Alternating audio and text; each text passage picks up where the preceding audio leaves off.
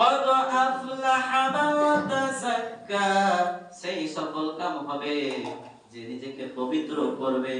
মুসলমান বান্দা আর মুসলমান বান্দি যখন নিসাব পরিমাণ সম্পদের মালিক হয়ে যাবে, যখন তার যাকাত আদায় করে নিবে, সঠিকভাবে যাকাত আদায় করবে, আল্লাহ সুবহানাহু ওয়া তাআলা ওই সকল ব্যক্তিদেরকে বলছেন কদ আফলাহা মান তাযাক্কা, সেই পবিত্র হবে, সেই পবিত্র হবে যে নিজেকে পবিত্র করবে।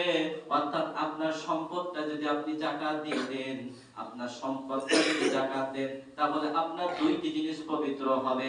এক নম্বর পবিত্র হবে আপনার হার্ট, এক নম্বর ইংরেজিতে বলা হয় হার্ট, ইংরেজিতে বলা হয় হার্ট এবং বাংলাতে বলা হয় হৃৎপিণ্ড এবং আরবিতে বলা হয় কলব। এই যে আমাদের কলব রয়েছে, যদি সম্পদের যাকাত দেন, এই কলব, হৃৎপিণ্ড, হার্টটা পবিত্র হবে।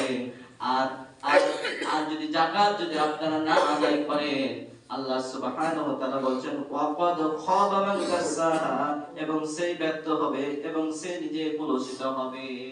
যদি আপনি যাকাত না আদায় করেন, তাহলে আপনার হৃৎপিণ্ড, আপনার হার্ট, আপনার কলব কুলসিত হয়ে যাবে, মরিচা পড়ে যাবে।